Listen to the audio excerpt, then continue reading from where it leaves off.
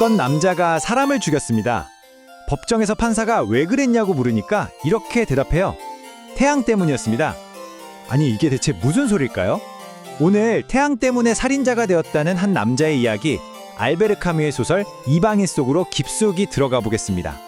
자, 이 소설은요, 정말 역사에 남을 만큼 유명하고 또 충격적인 첫 문장으로 시작합니다. 오늘 엄마가 죽었다. 어쩌면 어제였는지도 모른다.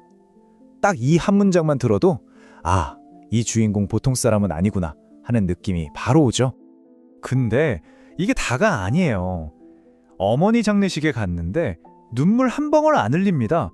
슬픈 게 아니라 그냥 피곤하고 덥다고 느껴요. 왜 그랬을까요?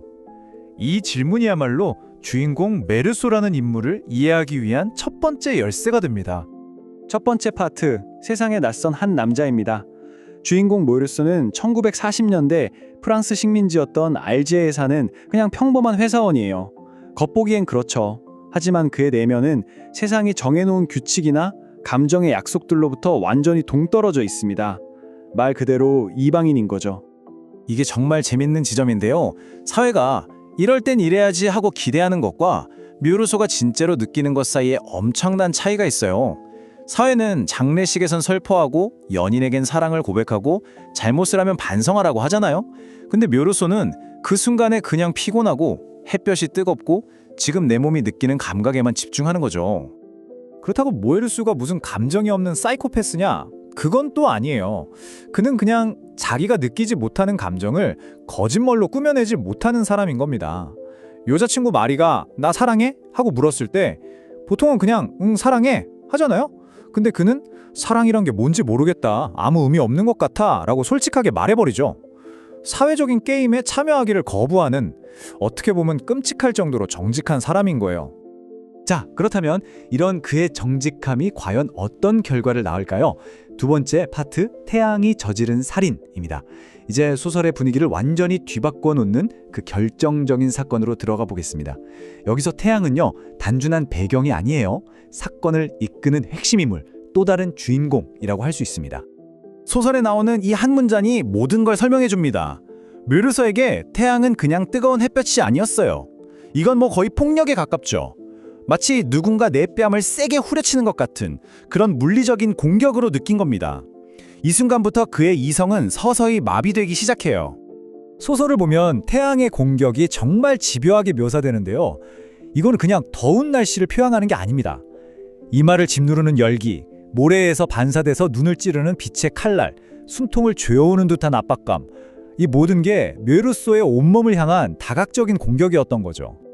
그러니까 핵심은 바로 이겁니다. 메르소의 머릿속에서 그가 방아쇠를 당긴 행위는 어떤 사람을 향한 계획적인 범죄가 아니었어요. 그건 견딜 수 없는 물리적인 공격, 바로 저 태양에 대한 반사적인 방어 행위였던 겁니다. 그 끔찍한 공격을 멈추기 위해서 총을 쏜 거죠.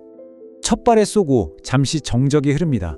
그리고 그는 쓰러져 있는 몸을 향해 네 발을 더 쏘죠. 바로 이 행위가 자기 자신을 불행의 나락으로 떨어뜨리는, 돌이킬 수 없는 문을 두드리는 소리였다는 걸 그는 직감합니다. 이렇게 소설의 일부가 끝이 나죠. 세 번째 파트, 영혼에 대한 재판입니다. 이제 무대는 법정으로 옮겨가는데요. 그런데 이 재판, 뭔가 아주 이상하게 돌아갑니다. 살인사건을 다루는 게 아니라 메르소라는 한 인간의 영혼을 탈탈 털어서 심판하는 그런 부조리한 연극처럼 변해버리거든요. 이게 정말 중요한 포인트인데요. 법정의 진짜 관심사는 메르소가 왜, 어떻게 그 사람을 죽였는가가 아니었어요. 재판은 순식간에 사건의 본질과는 전혀 상관없는 방향으로 흘러가기 시작합니다. 그렇다면 검사가 그렇게 집요하게 물고 늘어지면서 공격했던 메르소의 진짜 죄는 과연 무엇이었을까요? 살인보다 더 끔찍하게 여겨졌던 그의 행동은 대체 뭐였을까요? 바로 이겁니다. 검사가 법정에서 소리치죠. 이 자는 영혼이 없는 괴물입니다. 그 근거가 뭐냐고요? 어머니 장례식에서 울지 않았다는 거예요. 사람들은 그가 다른 사람을 죽였다는 사실보다 슬퍼해야 할 때 슬픔을 연기하지 않았다는 사실에 더 큰 충격과 분노를 느낀 겁니다. 정말 어이가 없죠? 결국 메르소는 사형을 선고받습니다. 사람을 죽였기 때문이 아니라 사회가 정해놓은 슬플 땐 울어야 한다는 암묵적인 규칙, 그 게임에 참여하지 않았다는 이유로 말이죠. 그야말로 부조리의 극치라고 할 수 있습니다. 네 번째 파트, 죽음 앞에서 찾은 자유입니다. 이제 이야기는 감옥 독방에서 철학적인 클라이맥스로 치닫습니다.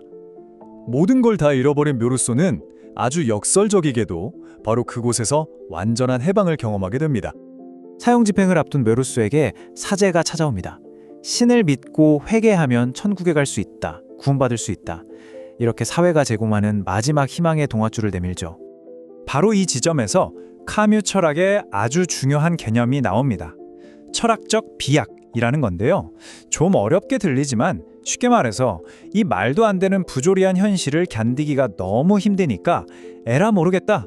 그냥 신이 있다고 믿어버리자 하고 비합리적인 믿음으로 도망쳐버리는 걸 말해요.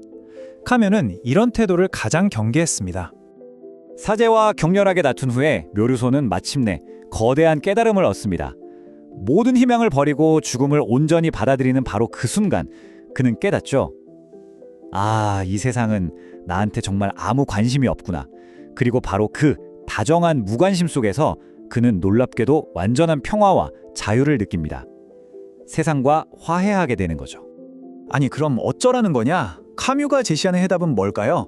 그는 이 무의미한 삶에 맞서는 방법으로 세 가지를 이야기합니다. 첫째, 이 부조리함을 피하지 않고 똑바로 쳐다보는 반항. 둘째, 내일이나 희망 따위에 얽매이지 않는 데서 오는 완전한 자유. 그리고 마지막으로 어차피 한 번뿐인 인생, 주어진 이 순간을 뜨겁게 다 살아버리는 열정. 묘루소의 마지막 모습이 바로 이 세 가지를 완벽하게 보여주는 겁니다. 자, 이제 마지막 파트입니다. 이 소설은 그냥 어떤 이상한 남자의 이야기가 아니에요. 바로 우리 모두의 삶에 대한 아주 근본적인 질문을 던지고 있습니다. 묘루소의 마지막 소원 정말 충격적입니다.